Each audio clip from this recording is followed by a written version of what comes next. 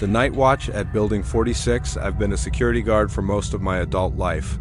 Over the years, I've worked at malls, hospitals, warehouses, even airports. But none of those jobs ever got under my skin the way Building 46 did. It wasn't the long hours or the isolation. It was something about that building itself.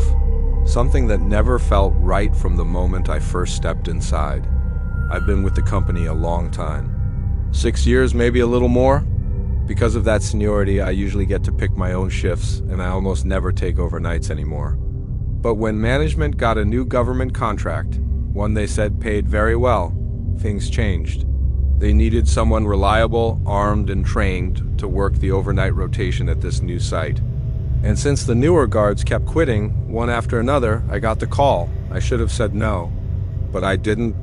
Music shifts, low rumble, distant thunder.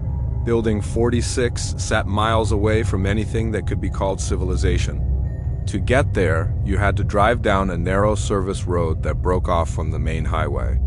No houses, no gas stations, just trees, old power lines, and silence. The first time I saw it, it was around sunset. The sun was sinking behind the tree line, turning the windows of the 6-story concrete building orange. The whole thing was surrounded by a high metal fence topped with barbed wire.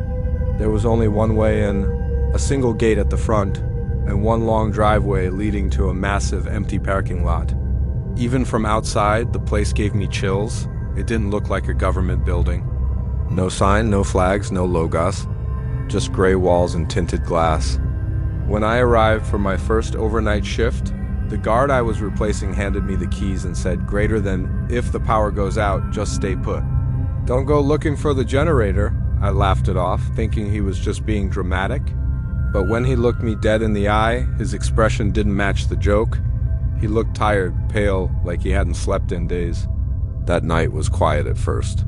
I was stationed on the top floor in the security control room. 3 massive monitors showed live feeds from every camera in the building, hallways, stairwells, the lobby, the basement, and the parking lot outside.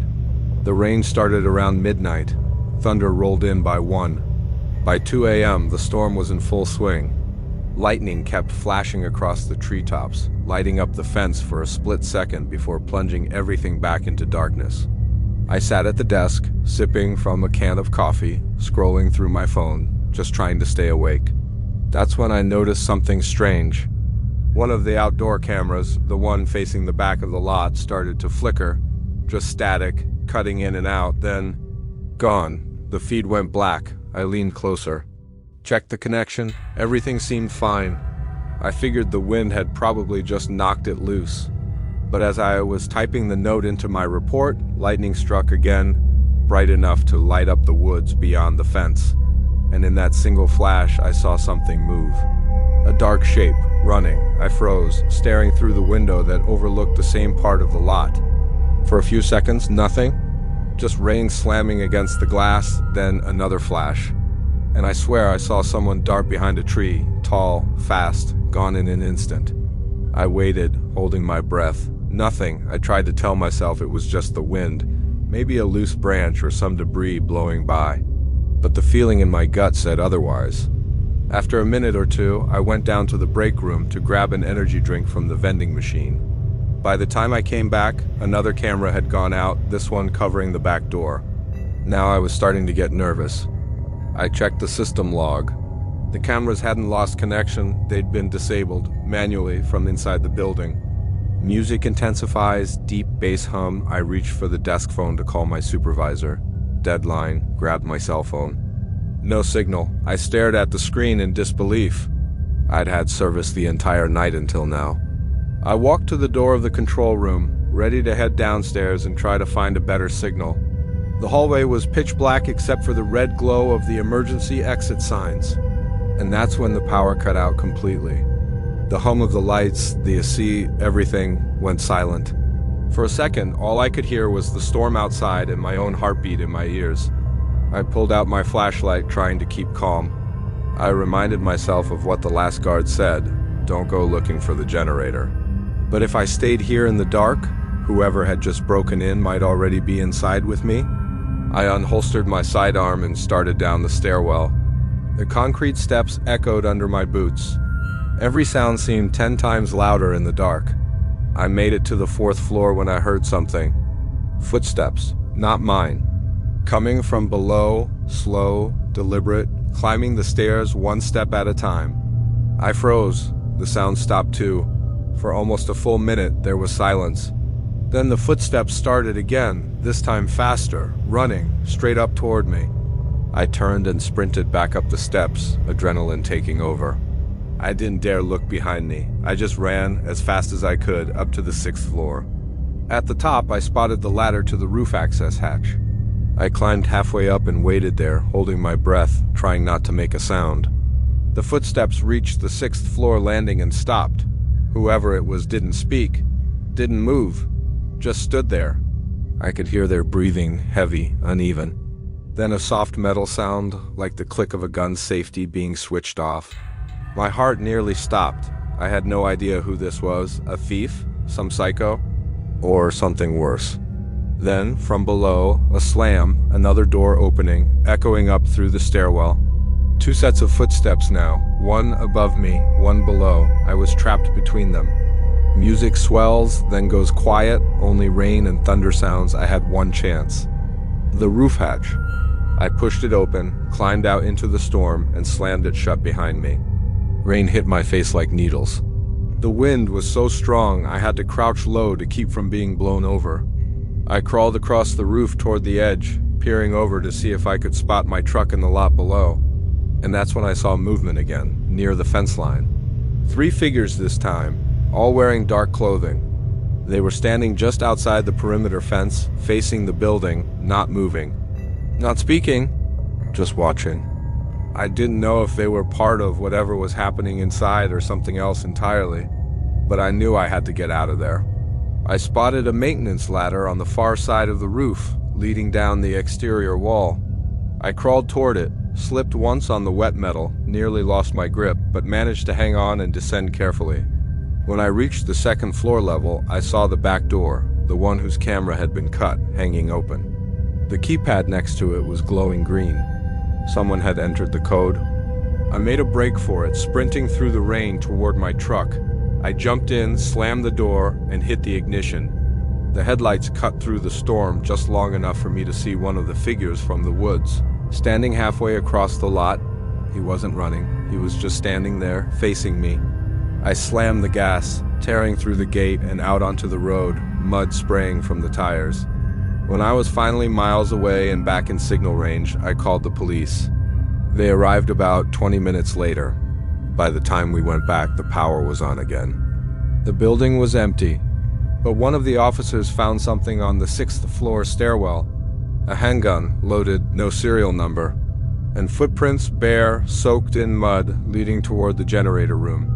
Music fades into a low hum. The police never found anyone. No signs of forced entry, nothing stolen. The footage from the cameras was corrupted, just like someone had deleted it. And no one could explain how the power had gone out. The generator logs showed no errors. My company pulled out of that contract a few weeks later. They told us operational reasons, but I knew better. Every guard who had worked that site had reported something strange, figures in the trees, flickering cameras, silent alarms going off for no reason. I haven't worked a night shift since. But sometimes, when I'm driving down that same stretch of highway, I can see the faint outline of Building 46 through the trees. Dark windows, no lights. And I swear, if you look long enough, you can still see them standing there in the rain, watching. I used to work as a night security guard at a mid-sized corporate building in the downtown area of Chicago. It wasn't one of those towering skyscrapers that touch the clouds, but a 12-story office complex that was empty most nights. My shift ran from 6 p.m. to 6 a.m., 12 hours of near silence broken only by the hum of vending machines and the occasional echo of my own footsteps. I liked it that way, quiet, predictable, uneventful. But that changed one winter night when I started seeing him. Music fades into a slow, haunting tone. It was late January, the city was freezing, and snow had piled up knee-high on the sidewalks. People had already gone home early that week because of the weather, and most of the offices were dark by 8 p.m. I did my rounds as usual, checking the side doors, the backloading dock, the elevators.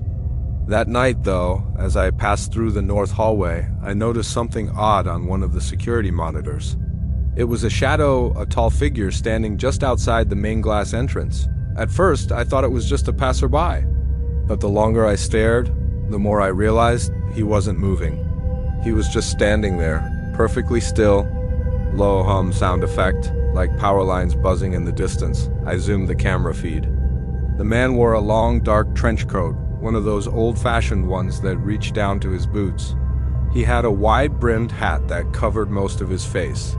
Snowflakes drifted across the lens, but he didn't seem to notice. He just stood there, facing the glass doors, head slightly tilted, like he was listening.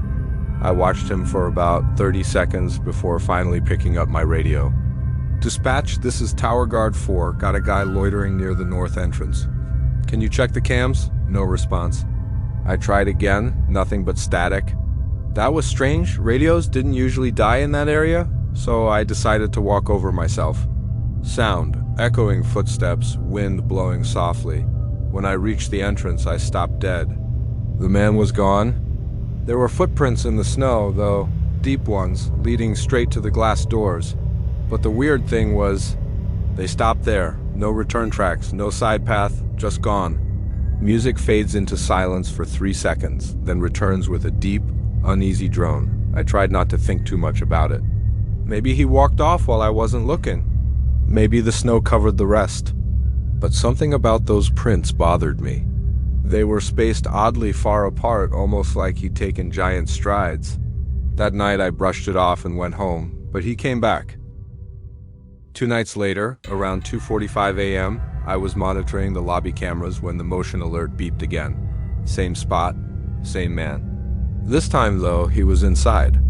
I froze. The glass doors were locked. They always locked at 9 p.m. automatically. On the screen, the man in the long coat was walking slowly across the lobby tiles. His hat was still low over his face. His movements were off, like his body didn't have the right rhythm to it. Too slow, too mechanical, greater than, who the hell let this guy in? I grabbed my flashlight and ran out of the security office. My boots echoed through the hallways as I made my way down to the lobby, but when I got there, he wasn't there. The air felt colder, though. Not just chilly, freezing like someone had left the doors wide open. I checked the locks. Both doors were still sealed tight. The only sign of anyone being there was a wet trail on the floor, like melting snow, but leading nowhere. It stopped right in the center of the lobby. Then something on the ceiling caught my eye, the security camera. Its red indicator light was blinking fast. It only did that when a motion alert was recorded. I went back to the control room and replayed the footage. The man walked up to the camera, tilted his head toward it, and then without a sound looked straight into the lens. I swear on everything, even through the grainy feed, I saw his lips move. He whispered something. I couldn't make it out, but it looked like greater than don't look. Then the feed cut to black. Sound, camera glitch and static burst. From that night on, the building changed. Doors that should have stayed locked would be open when I checked them. Elevators would arrive on their own, empty, lights flickering. And once, I found footprints again. But this time, they weren't in snow. They were wet, like someone had walked barefoot across the tile. The weirdest part? They led into a storage closet that hadn't been used in years. I unlocked it, and the smell hit me. Old dust, rust, something faintly metallic like dried blood. The closet was empty except for a single item, a long black coat hanging from a nail on the wall. My stomach twisted. I reached out my flashlight, shining the beam across it, and the second the light touched the fabric, the coat fell from the nail. No draft, no movement, just fell. Low, slow rumbling bass sound begins. When it hit the ground, something slid out from underneath it. A photograph. It was old, curled at the edges. A group of security guards, maybe 10 or 12, standing outside the same building I worked in. But this photo wasn't recent. Everyone in it wore uniforms from at least 20 years ago. And one of them, standing at the far right, wore the same long coat. His face was blurred. like the camera couldn't capture him clearly. I reported everything the next morning, the figure, the photo, but management brushed it off as me being tired. "You're working too many night shifts," they said. So I quit a week later. But before I left, I made one last check of the cameras out of morbid curiosity. The feed was blank, all but one monitor, the north entrance. The snow had started falling again outside. And there he was, the man in the long coat, standing in the same spot. Only this time he took off his hat. And for the first time, I saw his face. It wasn't a face at all. Just darkness, like the shadow of a man burned onto glass. He lifted a finger, pressed it to where his lips should have been, and motioned for me to stay quiet. Music stops. Silence for 5 seconds. The monitor glitched, then went dead. That was the last time I ever worked night security. But sometimes late at night, I'll glance out my apartment window when it's snowing, and every now and then, I'll see a tall man in a long, dark coat standing across the street, watching, never moving. Soft music fades in, haunting piano melody. Whisper, "Don't look." I used to work night security at St. Vincent Medical Tower, a 14-floor hospital building that had been around since the 1960s. It wasn't a typical hospital. Most of the patient wings had been shut down years ago. Now it was used mostly for storage, medical record keeping, and some after-hours labs on the lower floors. When I got the job, I thought it would be easy money. One building, a few night staff, and security cameras in every hallway. What I didn't realize was that the building itself felt alive, like something in it kept watching you back. And nothing proved that more than the elevator. Music fades to a quiet drone with distant echoing footsteps. It started my third week on the job. My shift began at 6 p.m. and my rounds took me up and down all 14 floors. Everything was normal until one night right around 2 a.m. when I noticed something strange on the security monitor. The elevator, the one near the west wing, was moving on its own. It went from the basement to the 10th floor, then stopped. A few seconds later, it went down to the 4th floor, then to the basement again. I thought maybe it was a glitch. Elevators do that sometimes when the system resets overnight. But when I checked the security feed, it showed movement inside. Sound cue, elevator ding echoes, faint humming. There was someone standing in there. At least I thought there was. The figure was faint, distorted, almost transparent. It looked like a person in a hospital gown, just standing still in the corner. But every time the elevator stopped and the doors opened, there was nobody waiting outside. I replayed the footage 3 times. The same thing happened every time. The figure never left. It just rode up and down endlessly. At first, I told myself maybe it was a reflection or some glitch from an old camera. But the next night, the elevator did it again. Same time, same movement. Around 2 a.m., the West Wing elevator started running by itself. But this time it stopped on my floor, the lobby.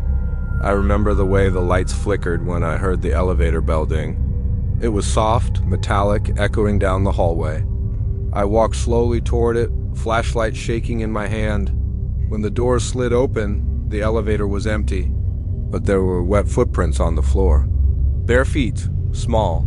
They led to the back corner of the elevator and then just stopped. Like whoever had made them had vanished mid-step. I stepped back, hit the close door button, and walked away fast. I didn't even finish my rounds that night. Over the next week, it got worse. The elevator started dinging randomly, opening on floors that had been sealed off for years. One night, I checked the floor directory and realized it had stopped at the 13th floor, except that floor didn't exist. The hospital had never had a 13th floor. It went straight from 12 to 14. Still, the security monitor clearly showed 13. I stared at the screen, heart pounding. The doors opened, and for half a second I saw what looked like a long, empty hallway with flickering lights. Then the feed cut to static. When it came back on, the elevator was empty again, doors closing, descending to the basement. A few days later, a nurse who worked the early shift told me something that sent chills through me. She said, "Hey, are you the guard that walks the halls at night? Because every time I take the elevator at 5 a.m., there's this woman already inside. She never looks up, never moves. just stands there, facing the corner. When I get in, she's gone by the time the doors open. I froze. Greater than what floor? I asked. She said greater than always between 12 and 13. Soft, static, slow, heartbeat-like pulse begins under the audio.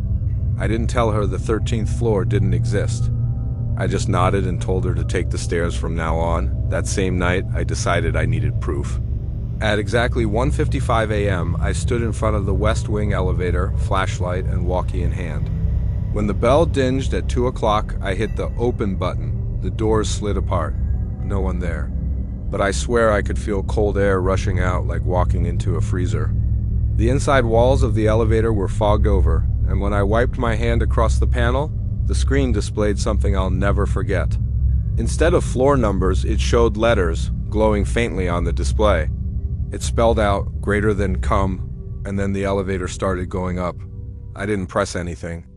I watched as the display ticked up past 12, and then stopped at 13. The doors opened. Beyond them was a dim hallway, nothing like the hospital floors I knew.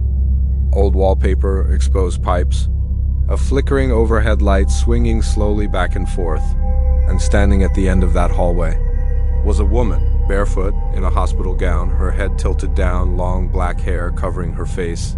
She didn't move, didn't speak, but I could hear something, faint whispering, echoing down the hall. It wasn't coming from her. It was coming from behind me. Whisper, don't get out. I turned and there was no one. When I looked back, the woman was closer. Her face was still hidden by her hair, but her arms were hanging low, her fingers twitching. I slammed the close button over and over. The doors finally shut, just as she took a single step forward. The elevator dropped so fast my stomach lurched. When it stopped, the screen blinked, B1 basement. The doors opened, pitch black. I stepped out slowly, sweeping my flashlight across the floor, and froze. There were dozens of wheelchairs, stacked and broken, all rusted with age, old hospital equipment covered in sheets. And in the far corner, that same woman. She was standing motionless beside a gurney, one hand resting on it. I took a step back, then another. My flashlight flickered. She lifted her head. Her face was wrong, stretched, pale, with sunken eyes that looked more like bruises than sockets. She whispered something I couldn't understand, a single, broken word that echoed in my head long after I'd left the building. Greater than stay. Music drops to silence, then returns as faint mechanical hum. The lights went out for exactly 13 seconds. When they came back on, she was gone. The elevator doors were open again behind me, and on the wall, written in dust, were 2 fingerprints and a single word, greater than hello. After that night, I refused to go near that elevator again. Management said the motion sensors had malfunctioned and shut the entire West Wing down for maintenance. They even installed a new system, digital locks, new cameras. But 2 weeks after I quit, another guard texted me in the middle of the night, greater than, "Hey man, do you know why this elevator keeps stopping at the 13th floor? I didn't reply. Because no matter how many systems they replaced, no matter how many times they said the building was safe, some elevators will always go somewhere you're not supposed to follow. Elevator bell dings softly. Music fades out.